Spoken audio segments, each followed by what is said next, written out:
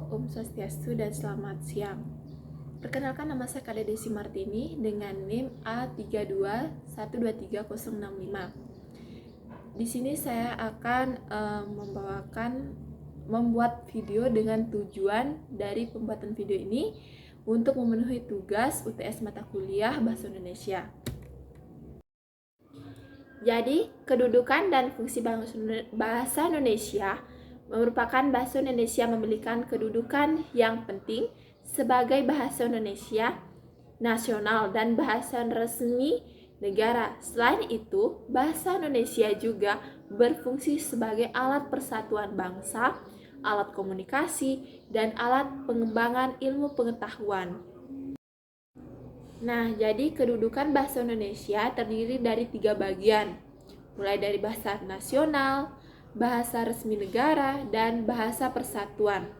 Bahasa nasional merupakan bahasa Indonesia yang ditetapkan sebagai bahasa nasional yang mempersatukan berbagai suku, ras, dan budaya Indonesia. Yang kedua itu bahasa resmi negara. Sebagai bahasa resmi negara, bahasa Indonesia digunakan dalam segala aspek, mulai dari kehidupan bangsa dan bernegara. Yang ketiga itu bahasa persatuan. Bahasa Indonesia berperan dalam memperkuat rasa kebangsaan dan mempersatukan masyarakat Indonesia yang beragam. Bahasa Indonesia sebagai bahasa nasional. Yang pertama itu memperkuat persatuan. Bahasa Indonesia menjadi alat persatuan bagi masyarakat yang beragam, mulai latar belakang suku, agama, ras, dan budaya. Yang kedua itu menjaga identitas bangsa. Sebagai bahasa nasional, bahasa Indonesia menjadi identitas dan lambang kebangsaan bangsa Indonesia. Yang ketiga itu mendukung pembangunan. Penggunaan bahasa Indonesia secara nasional memudahkan komunikasi dalam kerjasama dalam pembangunan negara. Bahasa Indonesia sebagai bahasa resmi negara, mulai dari komunikasi formal, administrasi negara, representasi internasional, dan persatuan bangsa. Komunikasi formal, bahasa Indonesia digunakan dalam segala kegiatan formal, baik itu pemerintahan, pendidikan, maupun hukum.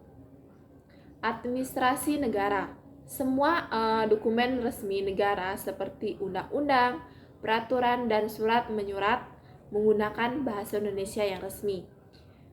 Representasi internasional, bahasa Indonesia digunakan dalam perwakilan Indonesia di kancah internasional seperti PBB dan ASEAN. Yang terakhir itu ada persatuan bangsa. Penggunaan bahasa Indonesia sebagai bahasa resmi memperkuat persatuan dan kesatuan bangsa Indonesia.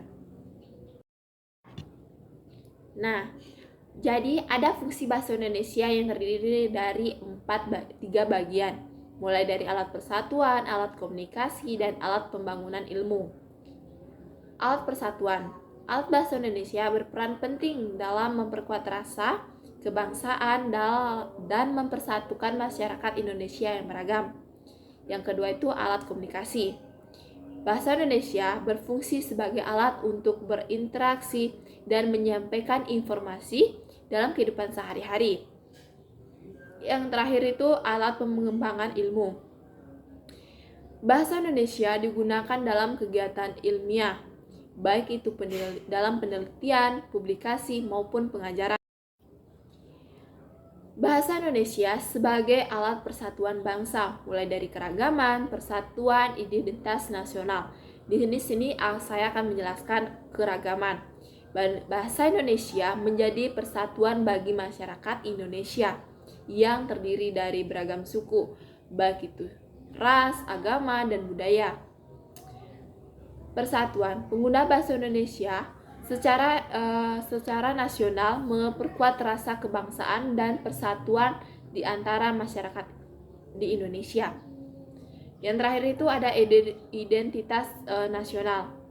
Bahasa Indonesia menjadi identitas dan lambang kebanggaan bangsa Indonesia yang diakui secara internasional. Bahasa Indonesia sebagai alat pengembangan ilmu pengetahuan, mulai dari penelitian yang merupakan bahasa Indonesia digunakan dalam kegiatan penelitian, penulisan, dan publikasi karya ilmiah, pengajaran dan pembelajaran, yakni bahasa Indonesia menjadi medium interaksi dalam komunikasi dalam dunia pendidikan. Yang terakhir itu adalah pengembangan teknologi.